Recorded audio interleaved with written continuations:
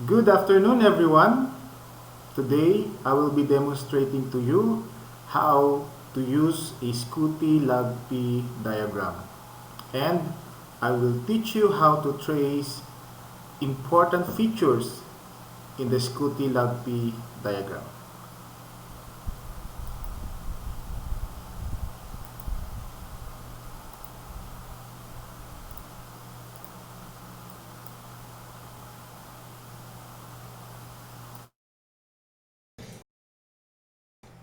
Good afternoon. So for this video, I will be discussing to you how we can trace the different features that we can get from a Skew-T Log-P diagram. So first, we're gonna trace the CCL, or the convective condensation level, which is the height at which the air from the surface will become saturated when it is lifted convectively. So on a warm summer day, the surface is warmed by the sun, warming the air above it. This air rises up to the CCL level, which is the height of the cumulus or the cumulonimbus cloud bases. To get the CCL, we start at the surface dew point. So we have here two trace lines, the dew point, which is the blue line, and the temperature, which is the temperature, the red line, which is the temperature trace. So we start at the surface dew point here and follow the saturated mixing ratio up until it intersects the temperature trace. So these lines are our saturated mixing ratio line, this dotted line here.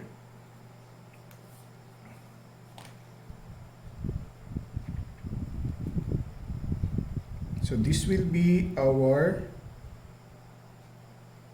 intersection. So that is our CCL.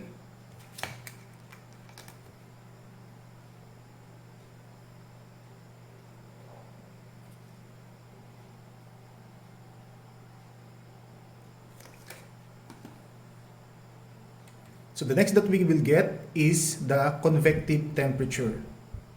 So the convective temperature,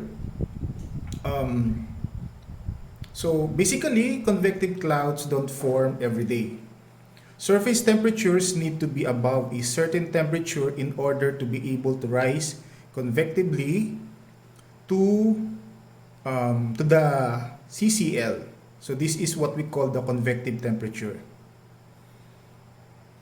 So we find the convective temperature by starting at the CCL and then moving down the chart at a line parallel to the dry adiabats. So here are our dry adiabats, these lines here. These are our dry adiabats. These brown lines are our dry adiabats until we reach the surface. So the temperature at this point is the convective temperature.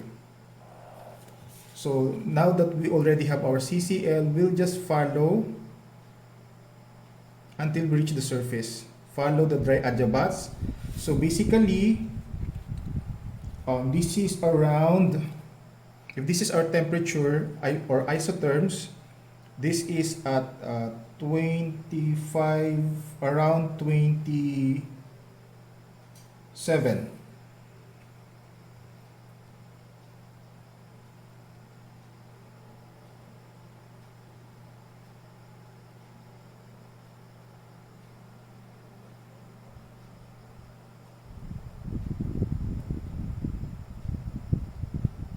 Around 27 degrees Celsius. The next feature that we will see or we will trace is the lifted condensation level, or LCL. When forecasting severe weather, it is important to start by finding the LCL. So the LCL, or the lifted condensation level, is the level where unsaturated air from the surface will cool and reach saturation. This makes it the level of the cloud base when warm air or when warm or cold fronts move by. So how to find the LCL? We will find it by moving up the dry adiabats. So these are our dry adiabats. The slanted lines, slanted to the right, the brown lines. So from the surface temperature, dry adiabats from the surface temperature and up to the saturation mixing ratio line from the surface dew points. So basically, this is our lifted condensation level. The pressure level where they intersect is the LCL. So, murag diri dapit.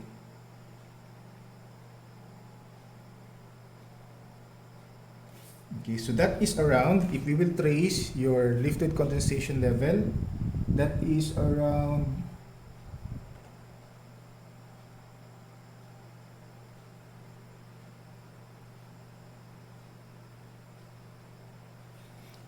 estimated, your lifted condensation level is around 90, 950, 960. So around 960 millibars. So that is your LCL. Now we'll go to the level of free convection. So this is the level at which the rising air is warmer than the environment around it. The air will continue to rise uninhibited. So now we will follow, since your air after the cloud, after the convective condensation level, your air is already saturated. So instead of following the dry adiabats, we will now follow, or we will now move along the pseudo adiabats or the moist adiabats. So from your CCL, these are our wet adiabats or pseudo adiabats. So we will follow that one.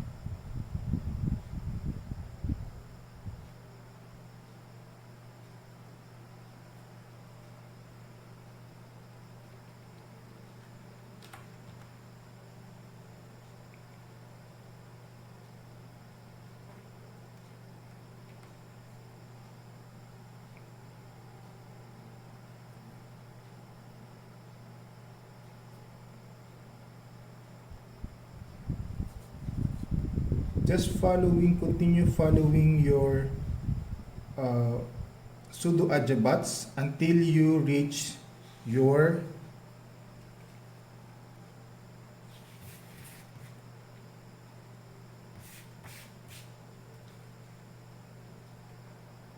so this is now already our equilibrium level EL. So the equilibrium level is the height where the air rising along the pseudo adiabat will again intersect with the temperature trace. It is the level where the air will lose its buoyancy and stop rising.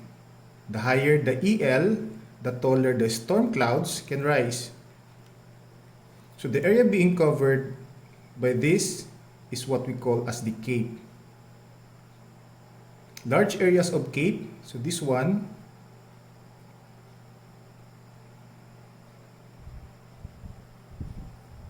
this will be our cape or CAPE, which means convective available potential energy.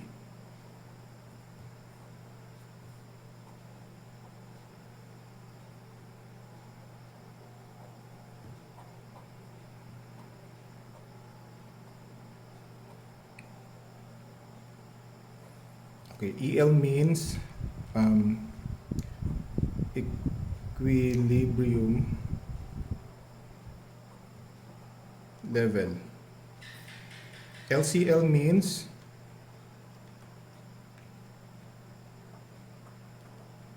lifted condensation level. And CCL means convective condensation level.